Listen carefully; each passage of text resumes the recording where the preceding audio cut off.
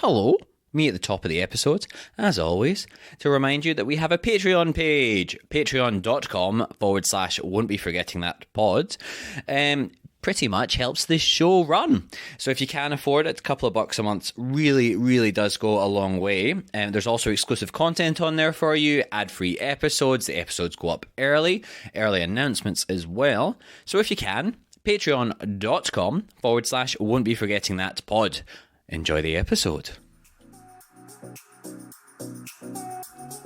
Hello and welcome to Won't Be Forgetting That, a podcast talking about all of the most awkward and embarrassing moments people have had whilst working in the arts and entertainment industry. I'm your podcast host, Seb Muirhead, and today we have a guest. They are a writer, a comedian, a musician, Jacinta Jaye. Hello. Thank you so much for coming on, mate. Yes, thank you for having me. No, my pleasure. My absolute pleasure. So I usually like to start this show off with a little bit of compliment for the guest, because in the past it has been mentioned that I have all these really talented people on, and then they only talk about the absolutely worst moments in their career, and it doesn't always give off the best vibes for the person on the show, which is never what I wanted to do. I always want to make sure everybody listening knows that all these guests are incredibly talented. I love their work. They're amazing people. But I was just wanting to ask, you've been, professional bass guitarist. Yes. Professional writer. Yes. Professional comedian. We won't go professional with comedian, but Semi-professional comedian. We'll go with comedian. Yeah. We'll stop it at that, yeah. Soon-to-be professional comedian. Look, if they laugh enough, yeah, then hopefully, paid for it. yeah. You've been paid for one gig. I've been paid a few times. Professional comedian. Yeah, I had a guy actually the other day hand me some guy in the audience hand me $20. So during a set. Yeah, after a set. Yeah, he was handing a lot of people money. So yeah. I mean, tell me where this guy is. I need to do this kind of gig as well. I'm not a comedian, but I'd go and get $20. Yeah, he'll just give you him out. Just wow. Yeah. Was that so? It was during a set, after a set. After a set, right? The set, not just me, just various people in the night. He paid one of the comedians' daughters. That's nice. Yeah, and then I feel like he probably thought, I can't just give money to a child. This looks a bit incorrect. Right. And then started just giving money out to everyone else. So a young daughter, not like a 20-year-old daughter. No, we're talking like what, 6-year-old daughter. Oh, yeah, no, that's weird. Yeah, and then he started giving everyone else money, so I'll take it. This guy's just covering his tracks. Yeah, because I know how this looks now. Wow, so $20 from that strange man. Yeah. That's a professional comedian, mate. Yeah. Have I missed out any other professionals as well? No. Mainly, yeah. Just those those three. Those three is plenty. Just those three. So you started off in music, was it originally? So I started off. So as a kid, I did love acting. Yeah, and nice.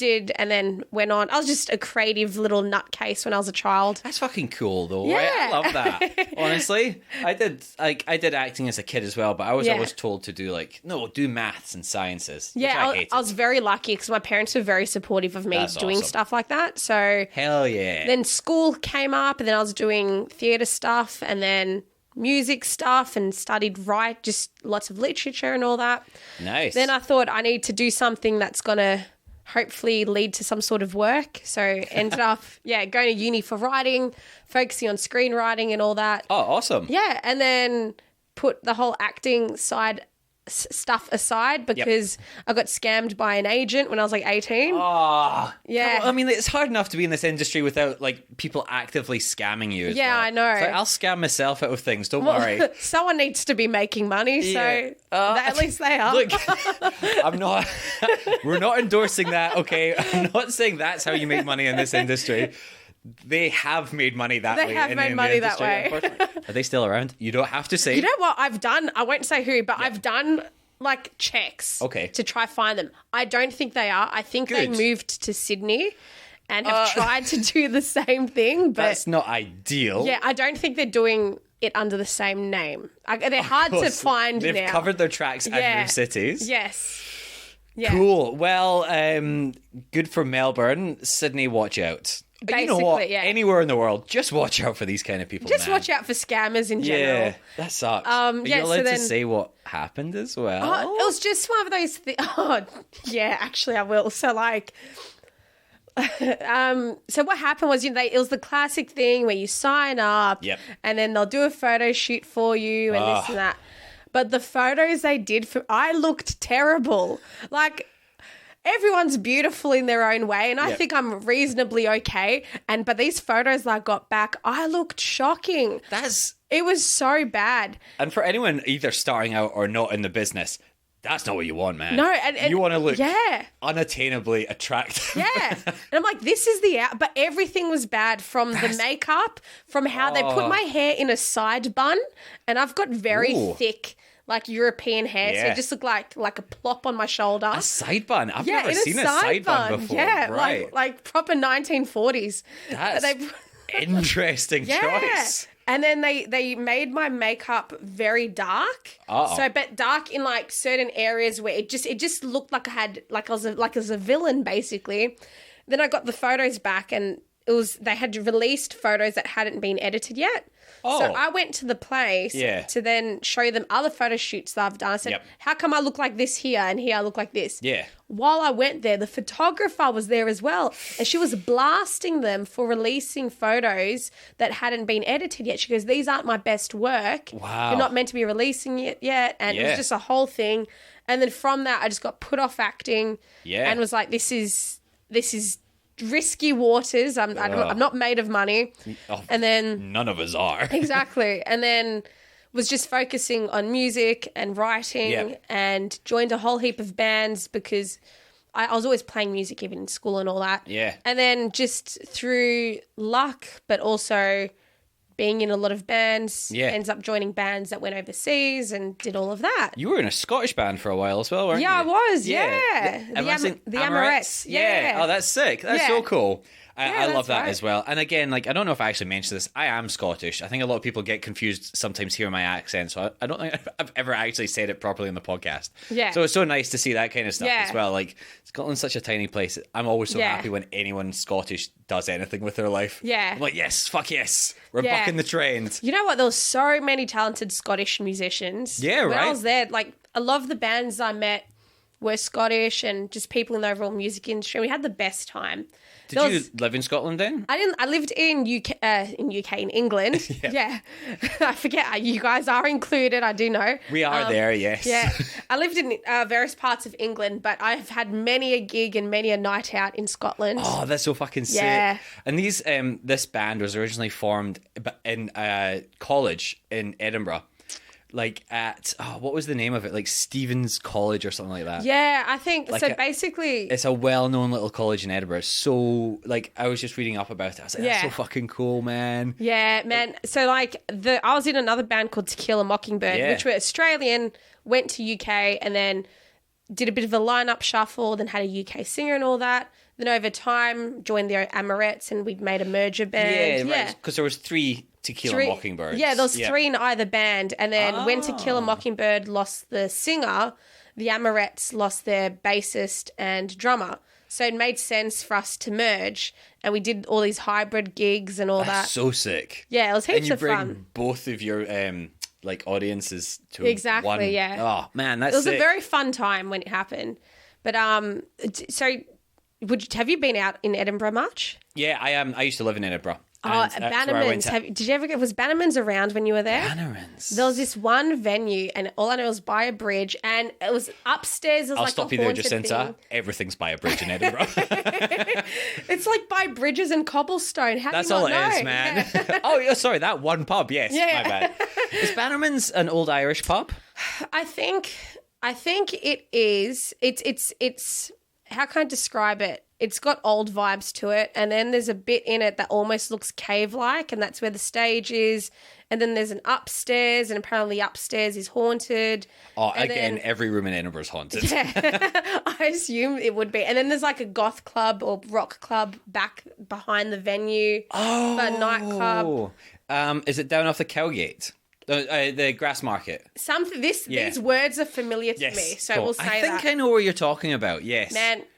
We would, whenever we knew we had a gig there, that would be the night where, because I'm not a big drinker or anything, but when we knew we had a Bannerman's gig, we're like, right, that's the night everyone's going off. That's a dangerous night. Yeah, because we had the accommodation sorted, and then someone put me on to double vodka iron brews. Oh, that's dangerous.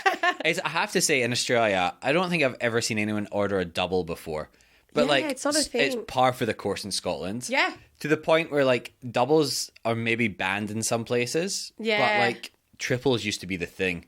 You're like, can I get a triple vodka Coke? Yeah. Oh my god. But then I don't think you're allowed to sell them anymore. Yeah. It's like you just have to gesture it without saying it. Yeah. Or it's like, I know if you go slightly further south out of Scotland, is Newcastle. That is all people drink there is triple vodkas. Newcastle? Yeah. Yeah. Yeah, actually, I remember being in Newcastle once, and I think it was the night after we did a gig at Bannerman's. Oh, yeah. And so basically, many a nights at Bannerman's, many a double vodka iron brews. There was one time where we got sprayed out of the venue with the soda guns? hose, the soda guns, because it got ridiculous. Then we went to the nightclub the next door. I think we got kicked out of there. It was a whole thing. But the next day we felt so unwell, and we did this gig in Newcastle. And like you said, Newcastle, big drinkers. Oh, I'd say almost bigger than Edinburgh, to be honest with you. I think we offended the venue owner. Wonderful. That's a good start. That's a great start because we weren't feeling our greatest. Yeah. And he made this cocktail for us. Oh, and it was a massive pitcher. Yes, you know those really tall ones with like the spiral straw and all that. Oh, those he goes, all right, love, have this. And I was like, oh. And we're all looking at each other like, who's going to take one for the team? Was it neon blue or something? Yes, it was. It was like, it just was layers of fluorescent colours. Yes. And I said, if I drink this, I'm going to die. And then I just tried to like pretend to take a little sip. Yeah. Like, yeah, it's great, just to keep him happy. Trying to like spill it on the carpet or something when he's not looking. Exactly. Pouring it down the toilet. Yeah, oh man. Man, I simultaneously miss Scottish nightlife. Yeah. Knife life. That was Knife like a life. Freudian slip. Night's life.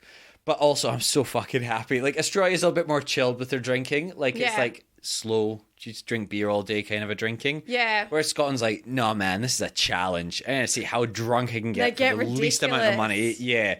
And, like, if I'm not blacked out vomiting on myself by the end of the night, it's a waste of a night out. Yeah, it's ridiculous. Like, drinking culture kind of shits me a little bit. Yeah. But, like, it's just, it annoys me. I don't mind it every now and then, like, if you're having the big night out. And because I was touring, but... Yep.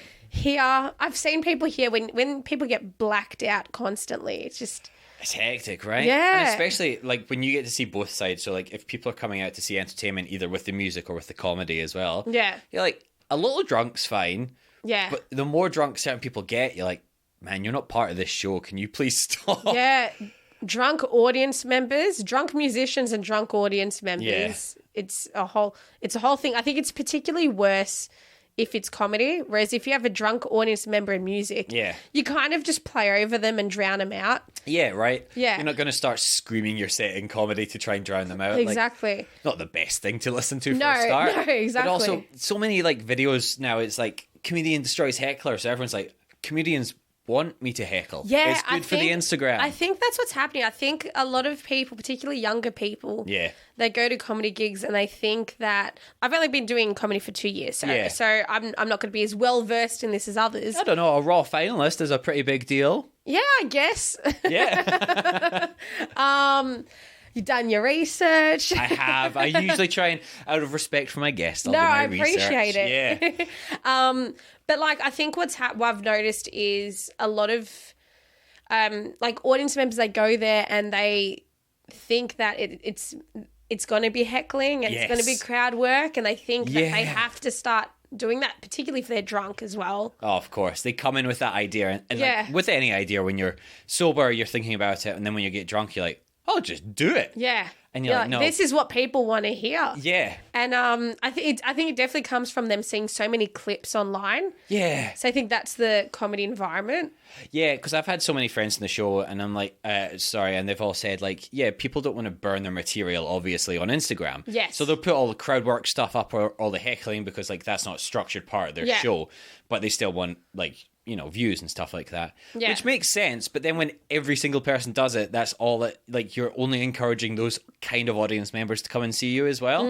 Which, even if you haven't put it up yourself, someone's, I don't know, just scrolling through TikTok or whatever, they're like, oh, that's what every comedian wants. So I'll go to 100%. whatever comedy night and start screaming at this person as they're telling a very sad, funny joke about their dead parent or something like that. And you're like, Yeah, man, that's very specific kind of comedy that they're like heckling and crowd work. Yeah, it's and not I everyone. think like some comedians love crowd work, some don't want exactly. it at all. And I wonder if this rise of like crowd work videos online is going to start influencing more people to get into comedy. Yeah. For that, because they think, oh, I can come up with good comebacks. I'm going to start doing comedy now. I'm going to get on stage and just be really mean to these audience members. You're like, I don't need to write jokes. Yeah. Which is, I'll admit, and I've never done comedy myself as well, so don't listen to me, obviously.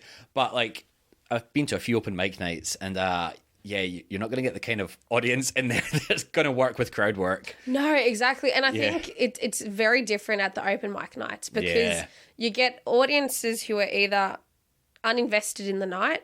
Yep. So they don't feel they have to laugh. You get audiences who haven't necessarily attended a comedy night before and just happen to be there. Yeah. And there's sprung upon them. They didn't know it was going to happen. Yeah. Oh, yeah. Like ambush comedy where it's just...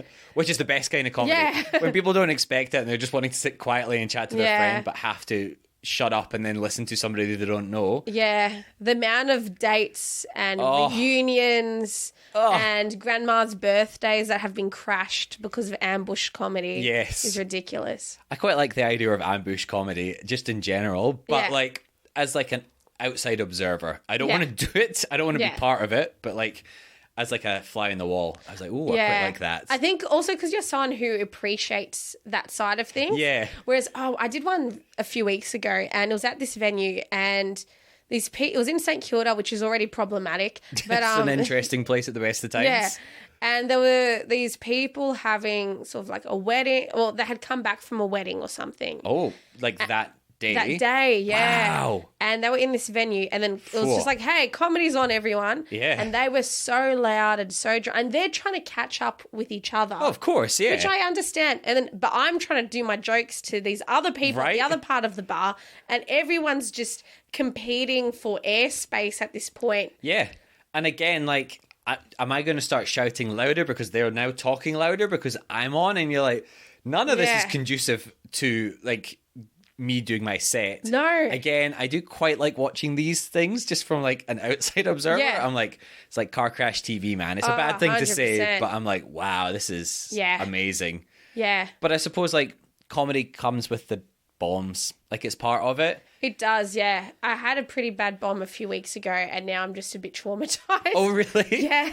So with the earlier point in the career as well, do those still stick with you a bit more? Because I've had so many varied like levels of career or people in different stages of their career, comedians come on the show, and like the early bombs stick with you to start off with, and then some very like seasoned veteran comedians are like, you bomb, fuck it. Yeah, I think with this particular gig, I've done well there previously, and I went in thinking I was going to do really well. I'd written all this new stuff, and I was real confident in the stuff I'd written, but then I also had some personal stuff going on throughout my day, and usually that doesn't bother me, but it was actual serious things that had been going on. And I thought, I'm going to make things better. I'm going to do my gig. I'll feel better. Yep. And when the gig wasn't going how I thought it would go, it just like everything crumbled down and it wasn't. I cried in my car after. Oh, no. It was so, I think I was just, I don't typically make that a regular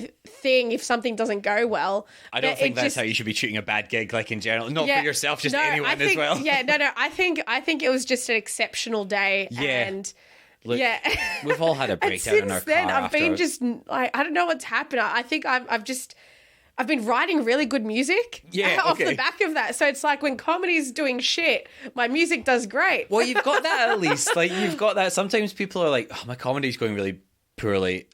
I'll just do more barista shifts. Yeah, exactly. So at least you have the music outlet as well. Yeah. And then sometimes it's just nice to take a step back from things. 100%. It's like when I guess that's how it went for me, because I did the band stuff and then it made me feel sick after. Yeah, right. I felt after I left after those bands dissolved. Yep. And then I just felt sick. I was like, I hate the idea of gigging and music. Wow. I'm so over listening to music and being in bands with people. Yeah. And I don't know, not because of the people I was working with. Like, there's nothing wrong with them. It was just me. I was just over every little aspect of it. Oh, I found it cringe. Yeah. I found it annoying. I just couldn't stand it. Especially when you're having to tour around so much as well. Like, Yeah. There's something to be said for having like the creature comforts of just staying in your own bed every night. That's what it was, 100%. And don't forget, for me, all my family was in Australia. Yeah, of course. And I had the first tour I did, I was also still in uni. I was only 21. Shit. So I was back of the van doing my uni work, up on stage. What? Then, yeah. That's hectic. Yeah, some of the gigs, particularly the gigs leading up to me, because I moved to UK eventually, and I was like, I need to finish my degrees before I go. Yeah. And there was a period of time where people were like, oh, let's hang out. I'm like, I can't. I need to like go do this essay. And I'd be straight off stage typing. Crazy. Yeah. Because that's like the complete opposite of what people think being in a band's like for a start. Yeah. But then also having like two super like stressful things simultaneously can't help either of them as well. No. And that's the thing. So then once that was done, and then we did the sort of the merger band, and then we were doing that, and then there was this period of time where everyone's figuring out what this band's going to be and this. And I was like, you know what? I feel like, for me, I felt like I was flogging a bit of a dead horse. Yep. And I really enjoy doing martial arts and exercise and all that, and I couldn't do any of that. No, of course not. No, and exactly. And I said, you know what? I need to step away from this. I'm just over it. It's making me feel sick. And you become a bit of a workhorse in the sense, if you're someone who likes improving at your instrument and getting better writing new songs, it got to the point where it was just gig. Yeah. And I was like, I feel like I'm regressing. Like, because you don't want to go home and like write a song afterwards. You can't. You don't have time for that. You don't have time for that. Especially if you're doing 100 shows in a row or something. Exactly. Yeah, that's exhausting. Yeah. Jesus. So after all that, and I was like, you know what, I'm going to go put my uni degree to use. Yeah. And then did that for a few years, and now I'm like, all right, I'm sick of that. Sick of writing. Yeah. I love writing, but I hate doing it in the workplace. Because you wrote for TV ads as well, right? Yes, I write TV ads. I love doing that, but in between that, I would work at like marketing agencies and advertising agencies. Right. And I don't enjoy that at all. No. And that's a real specific kind of person, I reckon. It is, and they don't like me. And, yeah, right. And I don't like them. I mean, not an ideal work situation in that case. No, it's not. Yeah, it's just, I think the difference... this sounds... I hate myself right now as I'm saying this. Oh, look, it's up to you. You don't have to say it. The difference between me and them. But the difference is like, I enjoy writing things that entertain people. Yeah. And I've worked with some really great advertising agencies for sure. And some that I work with over and over. But there's others I've worked with, and I can tell they've watched Mad Men, or they've watched Selling Sunset, and they're like, oh, we're going to be like this and like that. And it makes me sick. Psychopaths. Yeah. Yeah. It makes they have nothing else to them other than like pretending they're a creative director and all that. It's lame, and I can't stand it. I hate that. That's that. Because you do have to work with them sometimes in this, like, especially with the TV ad sort of stuff. Like, even if you're filming a TV ad on the day, like I've done a few TV commercials, and sometimes those people are there. Yeah, you're and right. They bring the worst energy to set. Yeah. And I get that they're overseeing everything and stuff like that as well, but sometimes I'm like, man, this is just like so much worse than what it could be just with these one or two other people around. And again, it's not everyone. No, there's some great people, but you're right. And I think sometimes there's an element of, because they think... They think they know the process, or they think they have an insight on everything, or the idea is great, but sometimes the idea isn't. You can't execute it, or it's just lame. Yeah, and they don't That's see a lot that. of the time, isn't it? Yeah. Can I ask as well with TV ads as well? So like the main things with actors that I've had on the show is TV commercial auditions. Yes. And we're always doing the most ridiculous stuff ever for them, and always doing like this, like just embarrassing stuff essentially. Yeah. When you're writing a TV ad, do you have to send out the brief as well for what you want people to audition with? Yeah. Yeah, right. So I'm trying to look, everyone has different processes with that. Of course. I tend to send out briefs I try to make things as clear as possible because... Oh, that is so appreciated as well. Because sometimes it's just like, you do you. And I'm like, what does that mean? Just tell me what you want. You know what? That's shit when people do that. Yeah. Because what happens... I keep swearing. Sorry. No, please, swear away. This is totally fine. Oh, yeah. Okay, we've just had to edit out 10 minutes of the podcast there. No, but I think when people say, just you do you don't just be comfortable with the camera. But at the end of the day, this ad has been written with a particular character or a particular tone in mind, and let the actor act. Yeah. I was like, I can do me all I want, but I don't think you want this for the company. I can act like somebody else. Yeah, I'm an actor. Let me act. That's exactly it. And it's even easier then for the people who are doing the casting, the more specific you are on the ads you put out. You're not getting, well, you are, but like you'll get hundreds of people who aren't suitable. Yep. But you can tell instantly that they're not suitable. Exactly, right? Yeah. Of course, they're just casting this giant net and like, now we need to audition 300 people rather than 50. Yeah. Which is exhausting. And I've had casting directors on here before as well, and it's like, and it's never their fault. And I'm like, God bless you for doing so much of this work. But like, far out, man, trying to find when they have nothing to go off of, just like trying to find that person that you're like, I don't know what you mean by like a fun person. Like what kind of fun? I think it comes down to having a lack of vision with things at times, because a lot of the things that I write or when I work with others, particularly people I love working with, I find they'll have a clear vision with what they want. Yeah, nice. And when you have that clear vision, there's almost that the perfect person will have these qualities. Well, not necessarily that they'll have those qualities, but they can act those qualities. They can portray them, Exactly. And therefore, the casting process is a lot smoother and easier. Oh, right. Yeah. Just a lot less work as well. Oh, for everyone. Yeah, 100%. And because even from the actor side of it, like, I'm always so happy with any audition I get. But so many of the times I'll get a brief through and I'm like, oh, I think I know what they're after and it's not me. Yeah. I did one a few weeks ago now where they were looking for, it was a female character, but they got me to audition for it anyway. And I was like, they won't want me. Like, the whole action of the scene. Hang on, sorry. So they wanted a female character. Yes. But they were open to it also being male, or... Well, they got me to audition for it because I think I fit the brief, everything apart from the female part. Okay. Whereas in the thing, like in the writing, it was all only female. Not female or open to something else. It was only female. Yeah.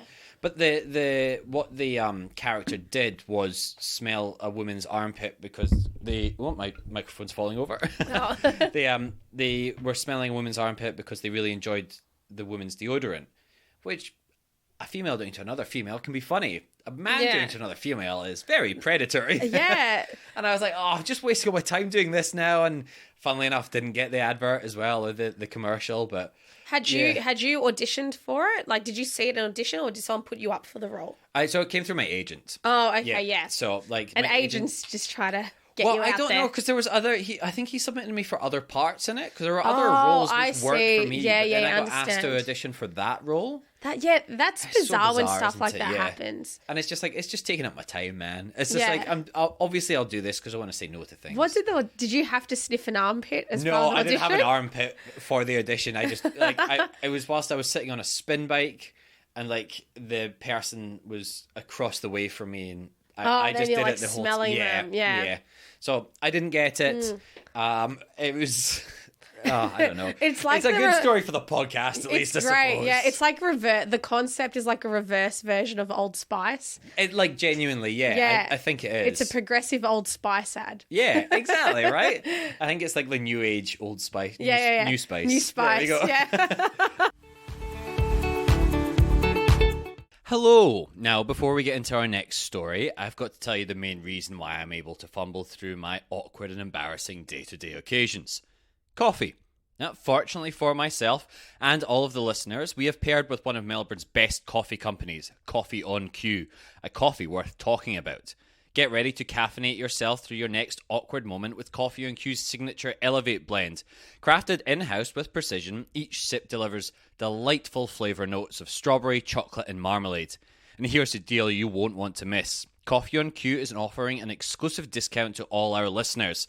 Simply use the code WBFT15 at checkout to enjoy an incredible 15% off all coffee purchases. That's right, WBFT15 is a key to savings, making sure you're properly awake to remember your next big embarrassing moment. Now, this code is valid for all coffee products, so make sure you stock up on your favourites. And the best part? You can use the code WBFT15 as many times as you like. So don't miss out on the opportunity to enjoy the finest coffee Melbourne has to offer. Simply visit Coffee on Q, and that's QCUE.com.au, and enter the discount code WBFT15 at checkout to unlock 15% off your next coffee order. That's WBFT15 at coffeeonq.com.au. Coffee on Q, where awkward moments pair perfectly with your daily cup. So I should ask now as well if we've come in with any prepared stories. Yeah, okay. Okay, cool, beautiful. So usually the way I like to ask is if the guests come in with any of them like prepared in groups at all. So usually, I mean, as I was saying, with actors, I always have TV commercial auditions. That's always my go-to questions with that. Musicians are the nightmare gigs, of course. Just ask questions. That's easier for me. Like, beautiful. I've got random stories here. They're not necessarily like embarrassing, but they're interesting. That's fine by me. But ask me questions. We can run through the list. We can do whatever. I'm going to run through the individual professions in that case, if that's all right. Let's do that. I've had a couple of writers on, and obviously with writing, most of the time you're doing it by yourself. Yes. So anything embarrassing happens is just in the privacy of your own studio or your own home. So it's not really something that's like, it might be embarrassing, but who cares? Most of the time with writing, it's when you're out meeting other people because you've spent so much time with yourself. Yeah. You kind of lose your mind a little bit, and then you go out and you're like, oh no, I need to interact and try and explain this, and it's all in my head and I don't know how to get it out. Yeah. Do you find, or have you had anything in the past, I should say, with the writing that you found is like, it's particularly caught you off guard, or is it mostly just like, I suppose with the TV commercial stuff, you're dealing with people a little bit more each day, but like with the script writing, is that just by yourself? Like, are you just... I would say a lot of it is by myself. Yeah. Except sometimes I'll have like an idea and I'll go to my Instagram story and just blurt the idea out because I think it's a lame idea. All right, put it this way, if it's a good idea, I won't share it on Instagram. Oh. If it's a lame idea that I find hilarious and want to write because it's ridiculous, I'll put it on Instagram because no one's going to rip it off. Do you know what I mean? You don't know. There's some who knows? people out there that are very starved for things to make. But I think the embarrassing things I have my inner sanctum, inner circle of people who are also writers. Oh, awesome. Or like, not even just writers, just general creative people or people whose brains I just like and opinions I value. But like having those people around is so good as well. Oh, 100%. Right? And you have to pick the right people. Like I'm saying, not necessarily pick yes men who'll just love every idea that you give them. I mean, that's nice for the ego, but not generally great for creativity. Yeah. I think there's a balance between finding people who can take on what you've shown them and tell you if your idea has legs or not and how they do it different or what they like. And it is good, especially if they're the kind of people say, yeah, this is cool. Yeah. Another type of person I like to avoid, I know they say you should have critical friends. Okay. And yes, I think you should to an extent. But then there's some people who I've noticed have to give criticism for the sake of giving criticism. I think that they think they're helping sometimes with that kind of stuff because I'm like, criticism, if it's warranted or if it's needed, is so helpful. Yeah, if I've asked for it. Yeah, but sometimes they're just like, I'll be helpful. I'll give them criticism. And I'm like, yeah, but no, thank you. Exactly. And I think the embarrassment comes at a later stage of the writing process. And it can come from people misconstruing your idea, or the embarrassment can even come from yourself. It's like that short film that I did. I have an element of I'm scared to put it out because I'm worried I'll be embarrassed by it, even though I'm proud of the work that's been done. That stuff's so funny, isn't it? It's just like, are people going to perceive this how I perceive it? People going to take this project for what I take it for?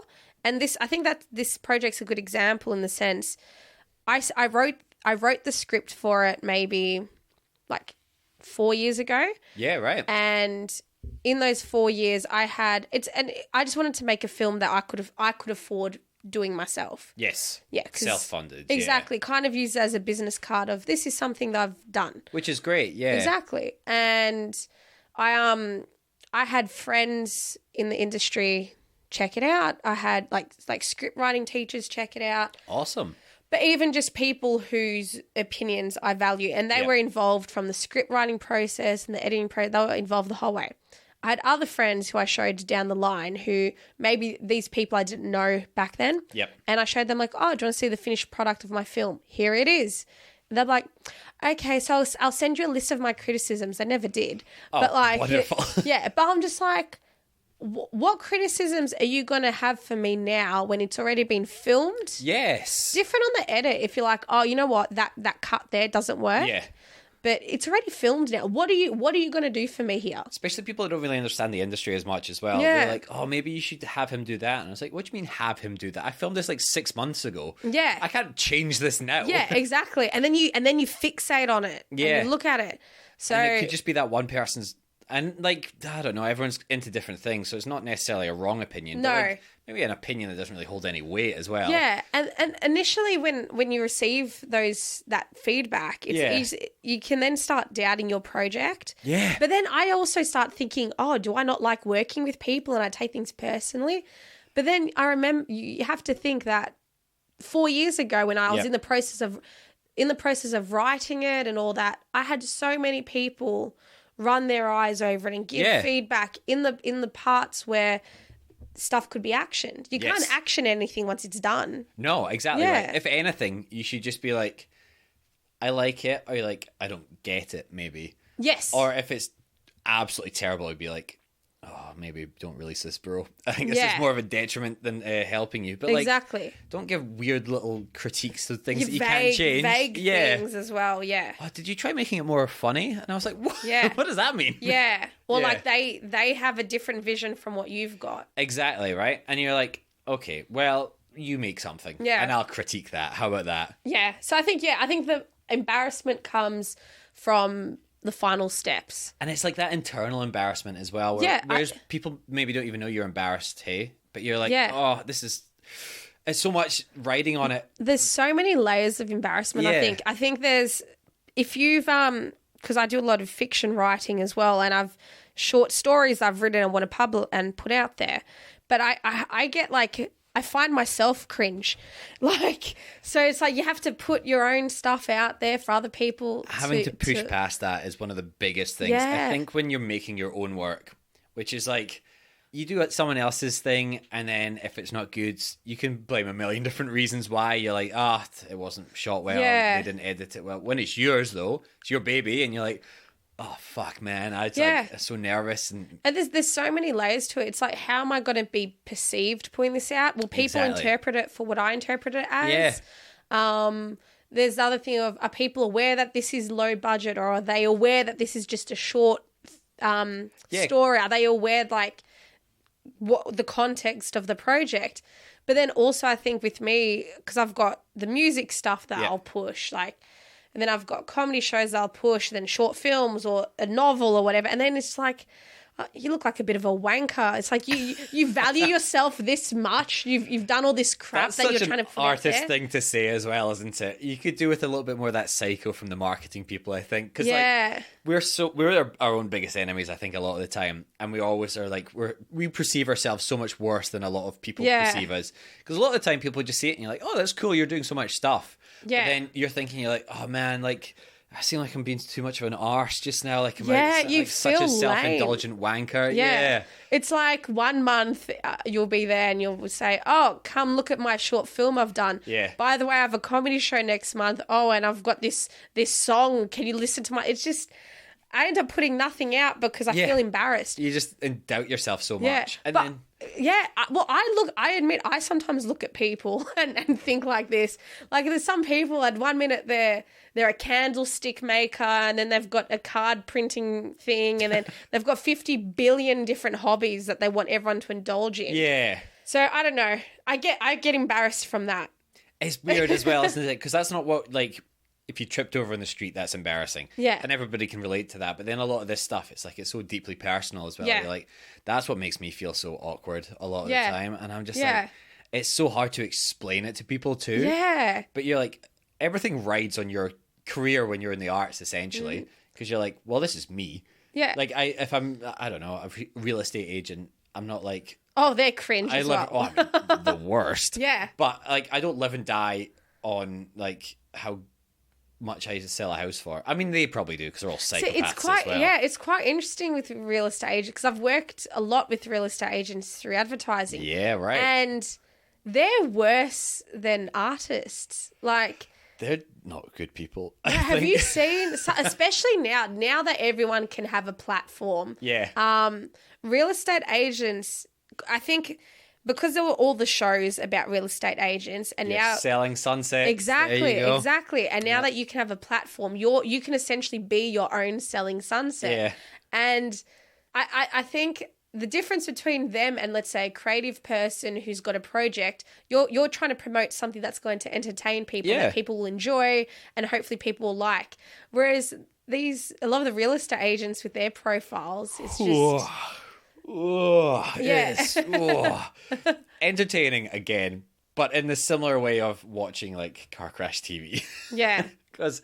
like, I don't know. I sound like a wanker now as well, but like you put so much heart and soul into your own stuff, and then they just, like, I don't know, just spend money on an Instagram reel of them getting outside or walking out of like a Bentley, walking into like an open house, and they're wearing like a big Rolex, and you're like, man, you're still getting more views than I am. I wonder if it comes down to self-awareness. I wonder if, because I think the people who lack self-awareness are the best at this stuff. Yeah, right. Because they're not thinking about it. Put themselves out there all the time. Yeah. And they're like, nah, someone doesn't like it, they're a hater. Yeah, exactly. Whereas with us, if you, like, someone doesn't like it, you're like, oh, maybe I could rethink my life. Yeah. This one random person on YouTube's commented something negative. Fuck. Yeah. Yeah. It's like, I was like, oh, people are fucking, they're going to be sick of me putting stuff out. Then other people, when you put your next thing? I'm like, okay. Yeah, and you're always, like, for the most part, pleasantly surprised. Yeah. As well. And people enjoy it as well. You're like, I just got a little 5-minute film for free. Great. Yeah. I love it. Thank you.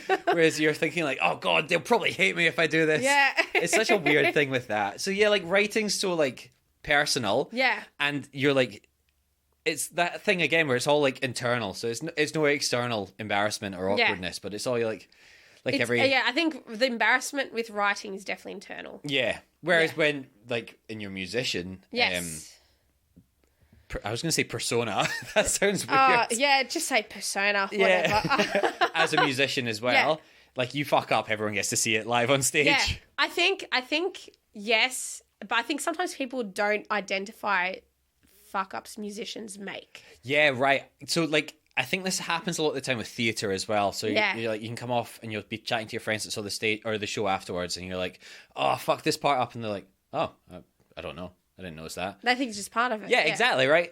The same with musicians. Yeah. Yeah, right. Yeah, well, I think there's obvious when there's an obvious mistake. Yeah. Or if the music's cut out or something's happened. Those are obvious things that can be embarrassing, but they're usually the result of something else happening. Yeah. But I've had where I've played a gig and thought, oh, this is shocking. I've missed so many notes. I've played out of time. And then people who are in the audience who just love music and love going to gigs might not notice it. And again, like, musician or live music lends itself to alcohol. So they're maybe a little buzzed. Yeah, it helps. If it's in Scotland or Newcastle, blackout drunk. Yeah. And they just loved it. They just had a good time. They had a little jump around in the crowd. They didn't even notice that it went out of time, or like you maybe hit the wrong note a couple of times. Yeah. I think as well, like, I was seeing a band last week, and the guitarist, insanely good guitarist from Sweden.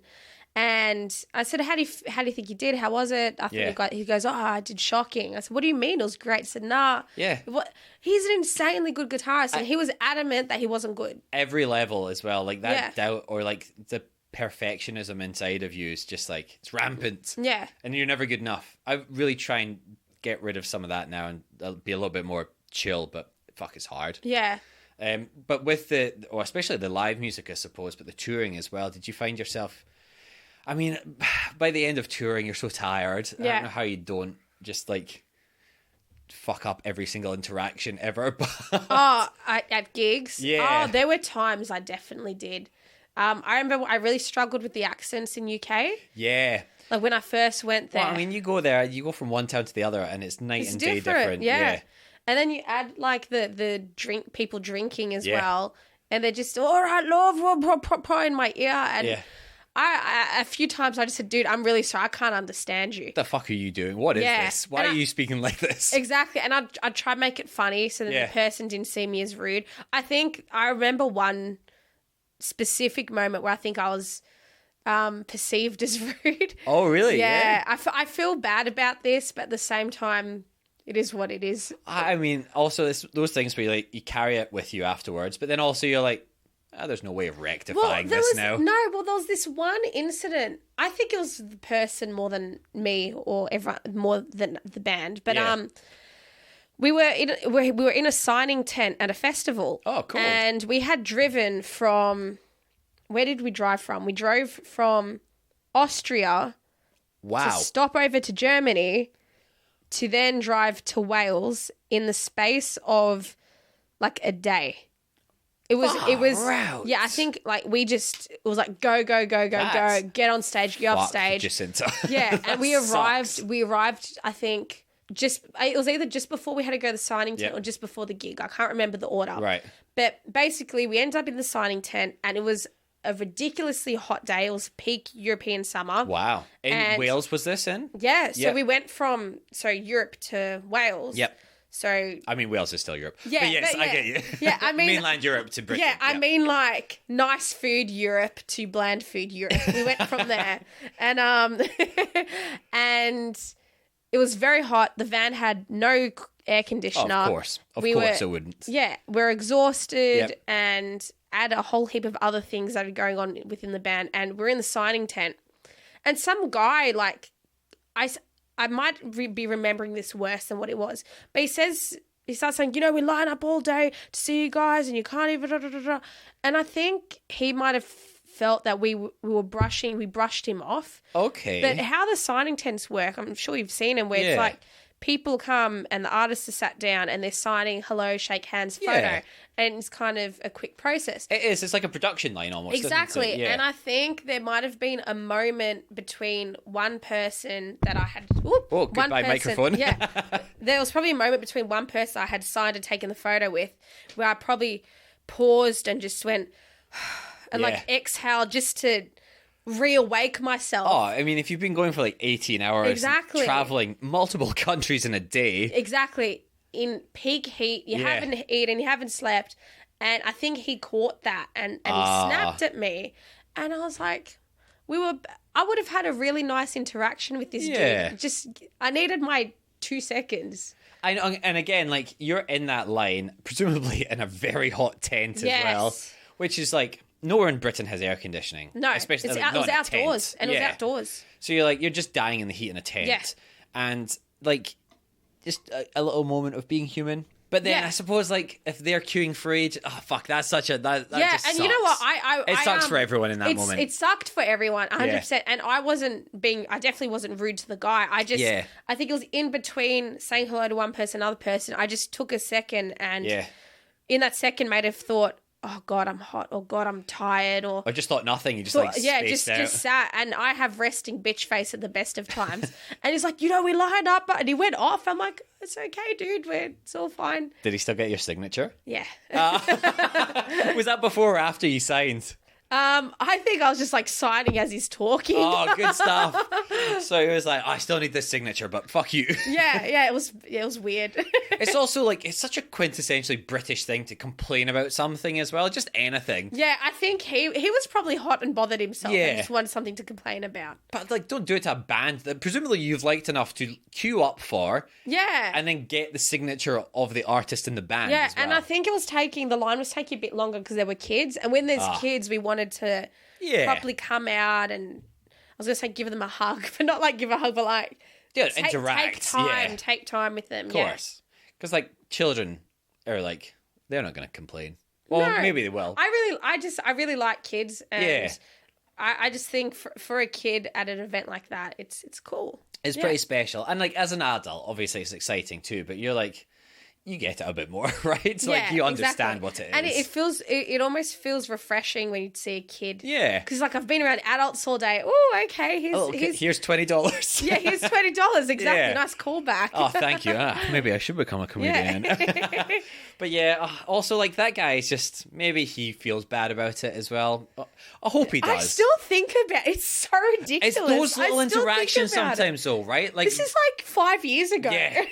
It's crazy and it sticks with you. Yeah. But just like, I don't know, like, or I suppose with the rest of the touring music stuff as well, like, does anything else stick out to you as much as that? Or is that like one of those ones? So many things. Oh no, please, we'll tell that in that case then.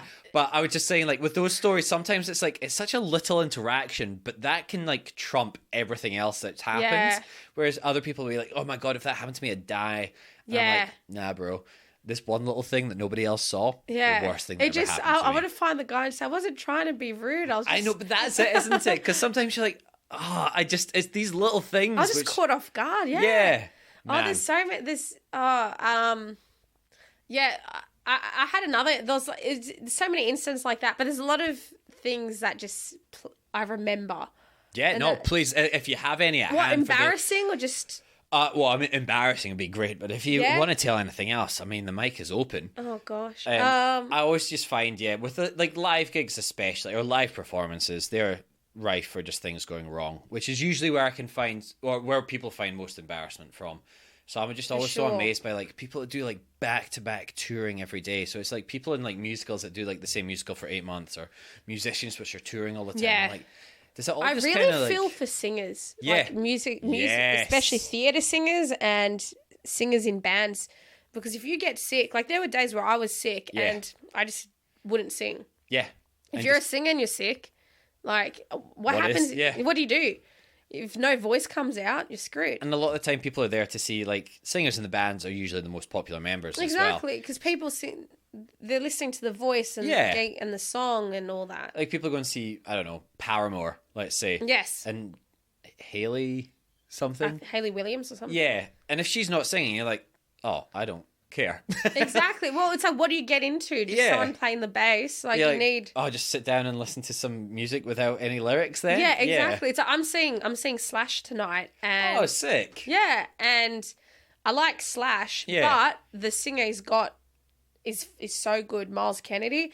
And that's right, yeah, of course. He's a very, very good singer, and that's kind of sold it to me. Whereas if he had some shit singer on, I'd probably be less inclined to go because it wouldn't be pleasant on the ears. No, right? And like Slash doesn't sing. He's a guitarist. No, exactly. I don't want to listen to 2 hours of just guitar. Exactly. I was having this conversation with my mate. He went and saw the Sydney show. Oh, cool. And he said... this will be out by then, but I'm prepared for disappointment tonight because... oh, no. Yeah, not that the gig was bad, but he's not doing a lot of the Guns N' Roses songs, and he's not doing a lot of the hits. He's doing just guitar-y stuff, which is cool, but no one's to listen to 2 hours of Slash playing guitar. Play Welcome to the Jungle. Exactly. People want to get into it. They want the experience. I was a massive Slash fan as well. I was a massive Guns N' Roses fan. Yeah. And like I've been to see him when he was touring with Velvet Revolver back in Scotland. Yeah, they're not like doing any Velvet Revolver songs. But like nothing. even play some Velvet Revolver, man. Yeah. Like, I get it, like copyright and licensing and stuff like that. Yeah. Maybe you can. Once Guns N' Roses started touring again, he's dropped the Guns songs out of his set. I don't know, maybe I'm saying all this, then I'll go tonight and he's just changed the whole set list. He just doesn't like Sydney. yeah, that'd be amazing. But who knows?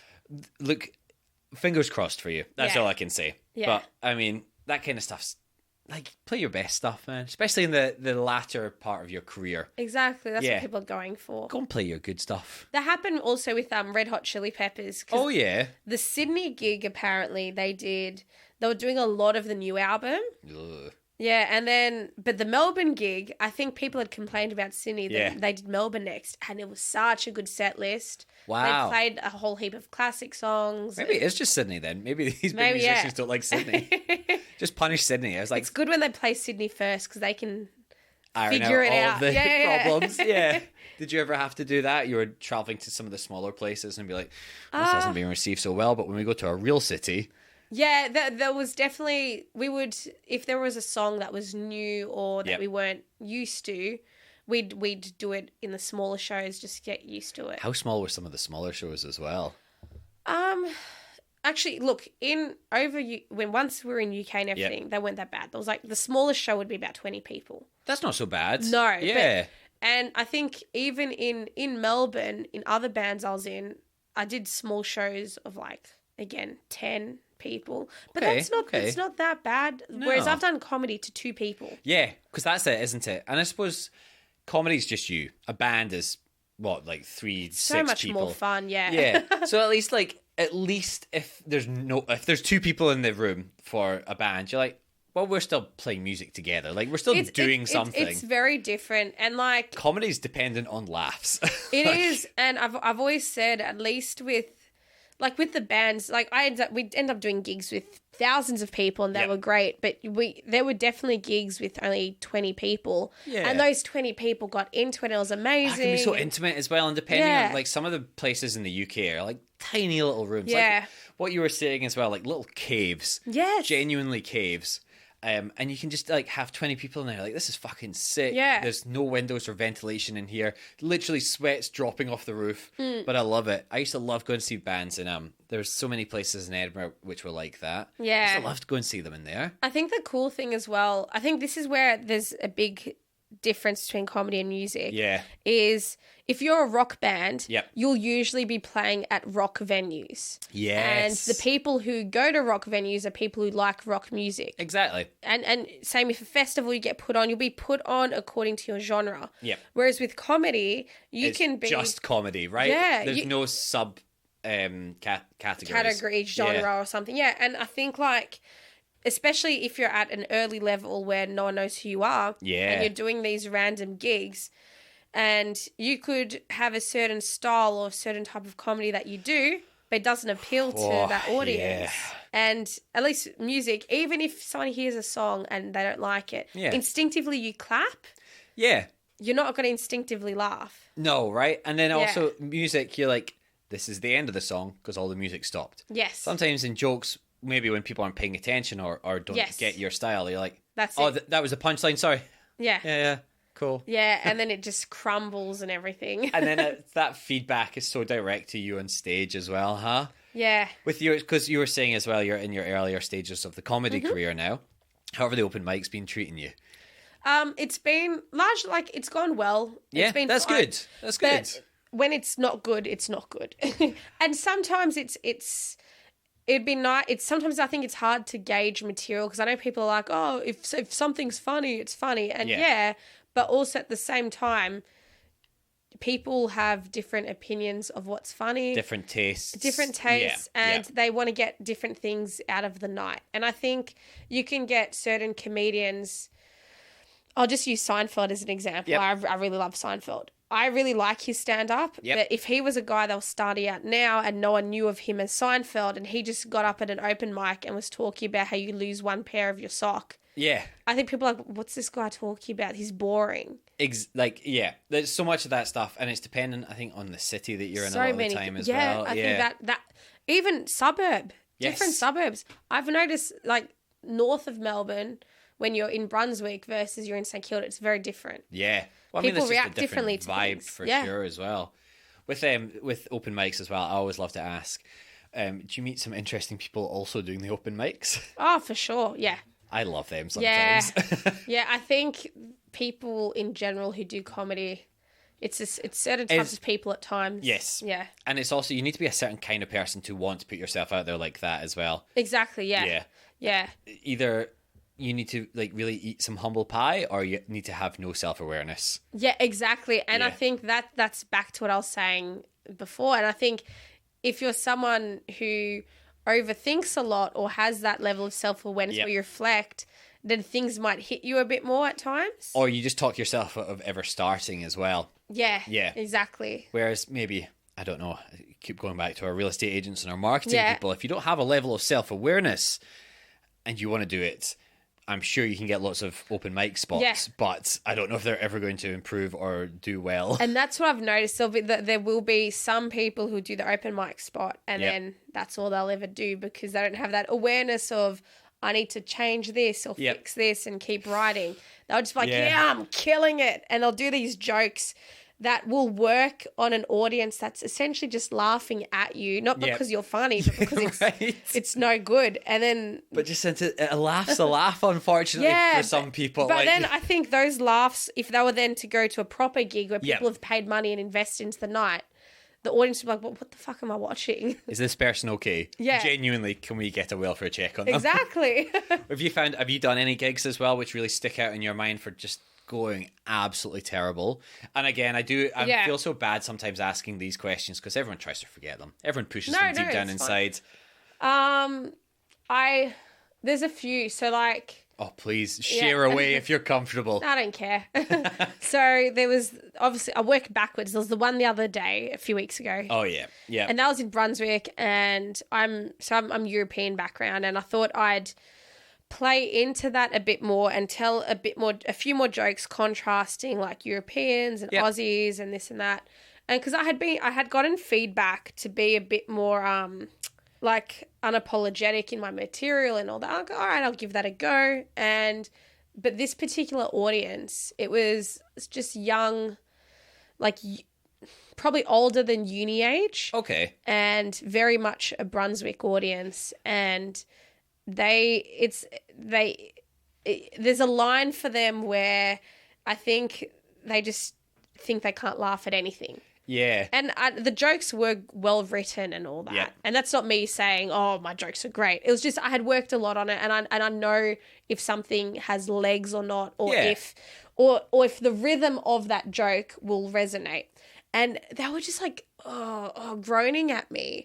What? And I'm like, yeah, because I made a few comments about like Aussie families and European families and all that, and they're just choosing to take it as if I was being racist. That's so weird. Yeah. Also, you're like, I'm European. Like, what are you talking about? That's so weird. It's sometimes with certain, and not to generalize, obviously, but with like certain Brunswick rooms, you're like, you need to have like a world-changing view.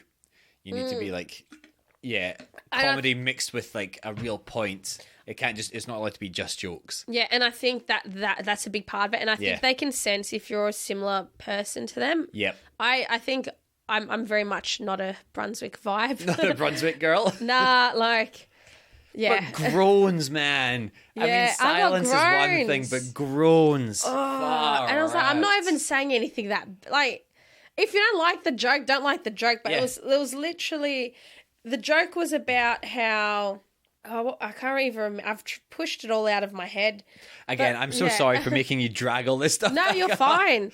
But I'm always so appreciative when people do talk about this on the podcast because I'm like, this is the stuff we try to forget, man. No, it's fine. But it was, just jokes about how an Aussie mum might do something versus a Wog mum. And then obviously, while you're doing a joke like that, you have to hang shit on both in different ways. So then... I hung shit on the. I know wogs is a different word in UK. I'm well aware. Yeah, so any UK That's why I kept saying European earlier. Yeah. I think clarify when I. Yeah. It's a very different word in Australia. Yeah. And I still don't feel comfortable saying it here, I'll be honest with you, but I understand it is different. Yeah, that's why I was like, oh, hang on. When I was making jokes about like people of European or Balkan heritage,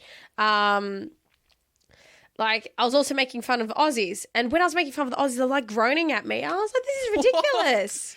I feel like that's all Aussie comedy is making fun of Aussies, right? Yeah. Like... I don't know. It was ridiculous. I don't even say anything that bad, but since then that gig traumatized me, man. I started doing jokes that I know work and I've done heaps of times before.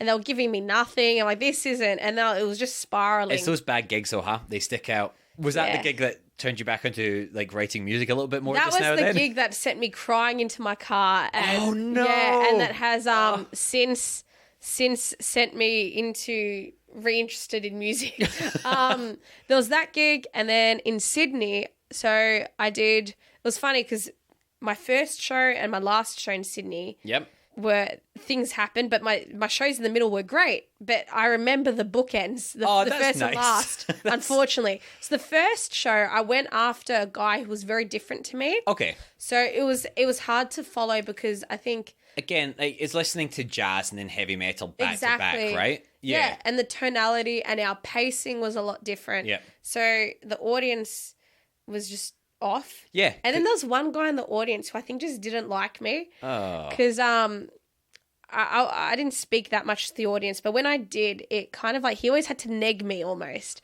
Wow. So I said, "Oh, are you on the apps?" Yeah. Or like, I had a question about the dating apps. Typical comedy thing with the dating apps, yeah. And he goes, "What kind of apps?" It's like, you know what apps I mean, mate. Jesus Christ. Yeah. Why come to comedy if you don't want to laugh? No, it was just, he didn't like me. It's fine. Maybe he liked you a lot and he was genuinely trying to make you. I think his orientation led me to believe that he didn't like me that much. I was trying to find the silver lining, but all right, fair enough. Yeah, I was like, maybe. you people typically like me. Then my last, but that gig, it didn't resonate. Yeah, just real off. Yeah. I did a gig later that night, like an hour later, smashed it. Oh, great. So it is what it is. Different audiences, different. Yeah. Yep, Well, yep. that I've noticed uni audiences, I tend not to do well, whereas when they're about 30s, 40s, I do better. Oh, nice. Yeah. And then I did a gig at, where was it? Also in Sydney. Couple of days, so I did a whole heap, and then I did this one particular gig in Sydney. It went well. Yep. And then as everyone's clapping as I finished, I hear someone boo. Wow. And I was like, am I being booed right now? Just one voice. Yeah. But there was like rowdy people in the audience. I thought it was just some drunk guy trying to mess with me. Just trying to be funny. Yeah. So then I'm walking down the runway to go off stage, and this woman in her 50s leans over to me and just goes, "Terrible."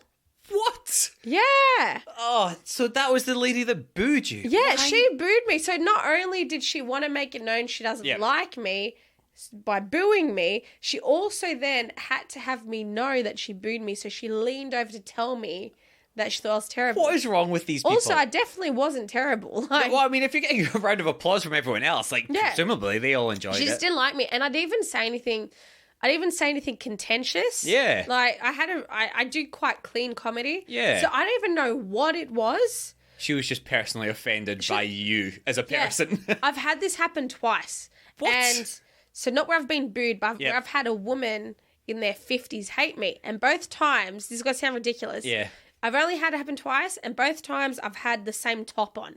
And I'm like...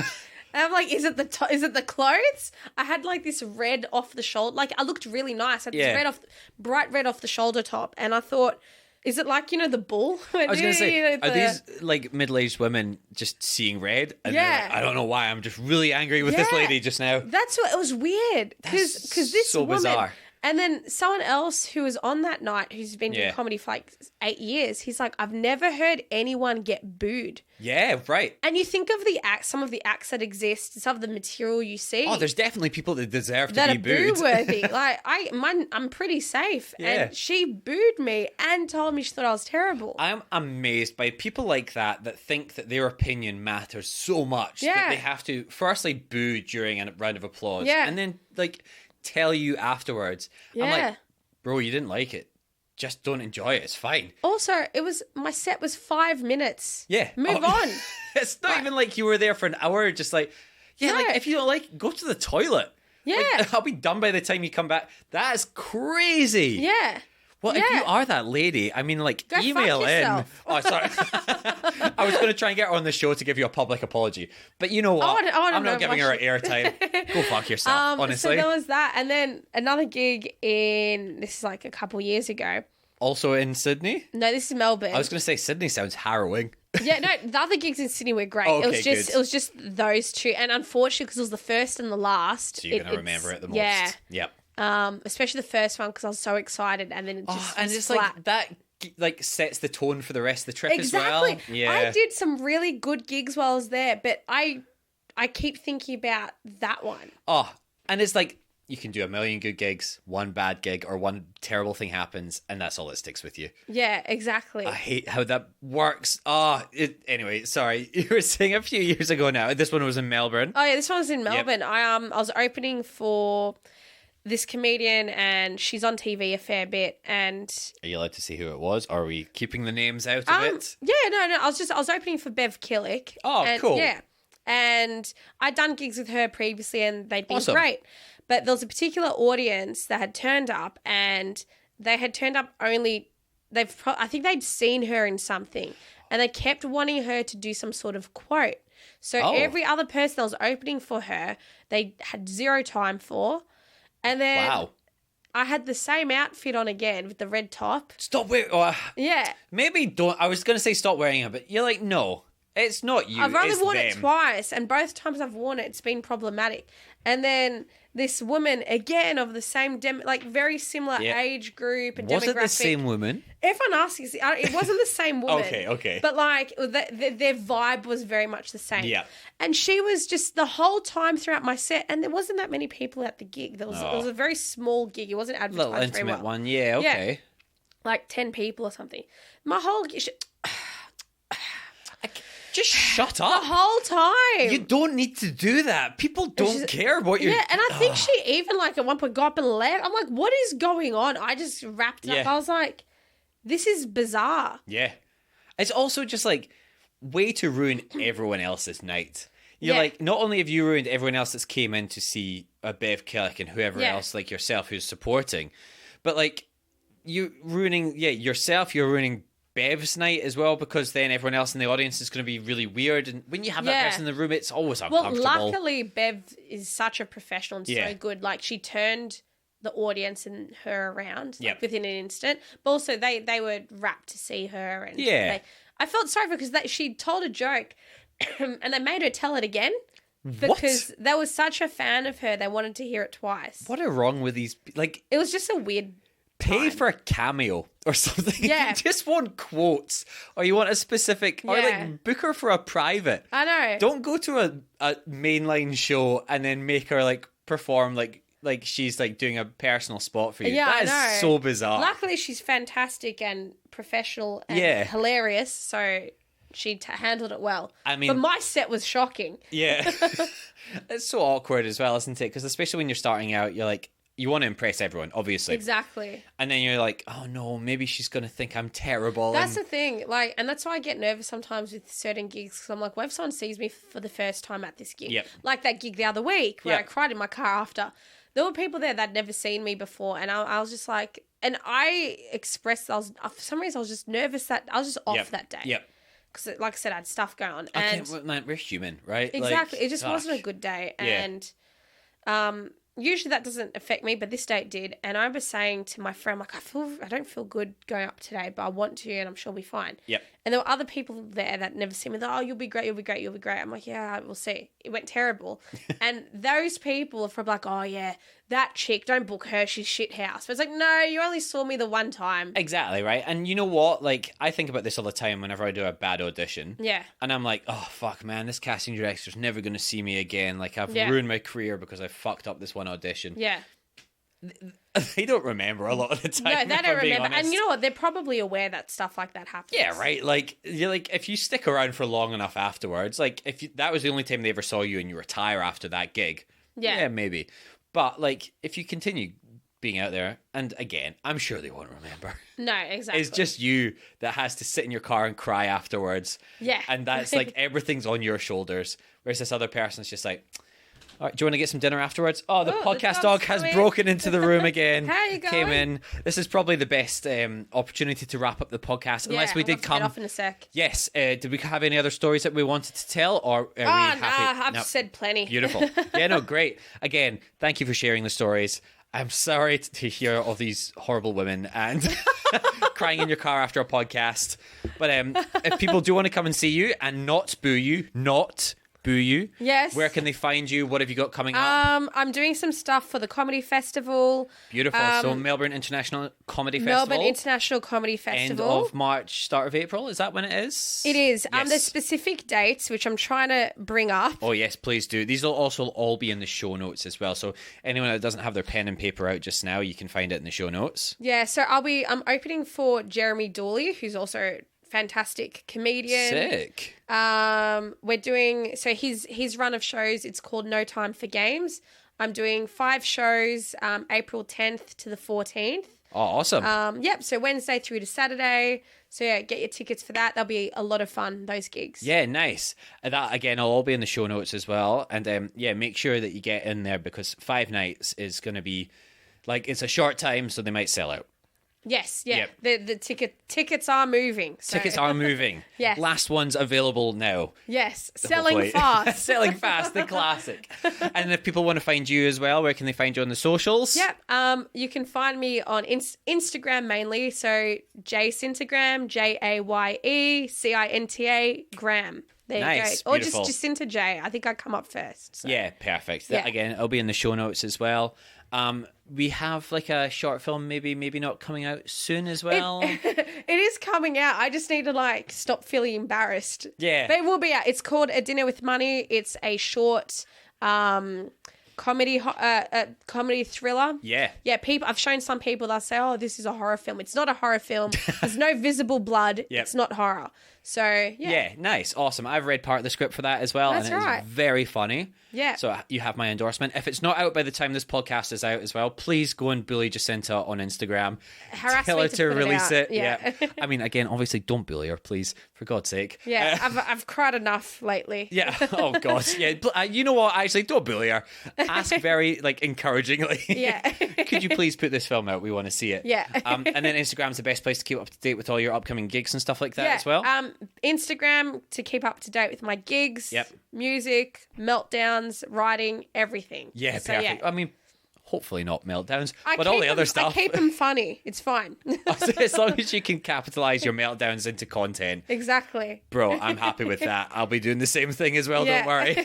And then the same as every week, you can find Won't Be Forgetting That pod across most of the social media platforms. Myself, Seb Muirhead, Muirhead, across Instagram and YouTube.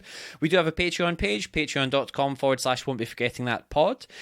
Chuck in a couple of bucks if you can afford it. If you can't, though, rating, review, 5 stars, subscribe to the podcast, tell a friend. Genuinely, that stuff, word of mouth especially, really, really does help. But thank you once again, Jacinta, and fingers crossed for no more tears in a car after gigs. No. Thank you so much. It's been fun.